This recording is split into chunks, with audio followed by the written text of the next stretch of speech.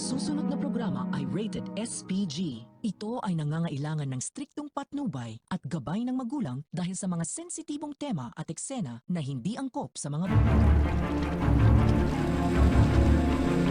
Habang pinagpaplanuhan ni Aurora at ni Paco ang pagpaparusa daw di umano dito kay George dahil nga nagsumbong itong si Aurora kay Paco na muntik na nga daw sagasaan nitong si George si Sam at muntik na daw madedo ang kanyang magiging apo.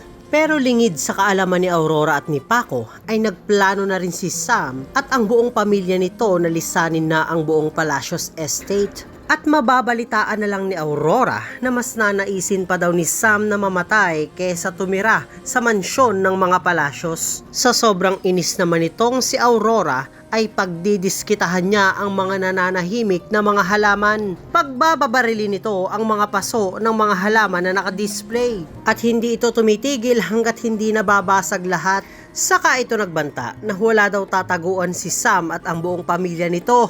Matutuntun niya rin daw ito. Sasamantalahin naman ito ni Galvan para asarin ang kanyang kapatid na si Aurora.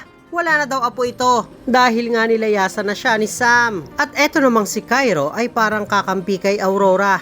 Nais daw nitong tumulong sa paghahanap kay Sam at sa buong pamilya nito. Ipagtataka naman ni George kung bakit masaya pa daw si Galvan na umalis na si Sam ng Palacios Estate. Dagdag na tanong pa ni George kay Galvan kung may kinalaman daw ba ito sa pag-alis nila Sam. At habang isinasagawa nila Sam at ng kanyang pamilya ang pagtakas sa Palacios Estate ay may kung anong mangyayari sa kanila dahil makikitang mapapasigaw ng malakas itong si Samantha. At kung ano man yan ay iyan ang dapat nating pakaabangan. Kaya naman kung nais mo pa ng mga latest updates and happenings sa Widow's War ay huwag mo namang kalimutang mag-like, share, subscribe and please hit the notification bell. Salamat sa panonood. Paalam.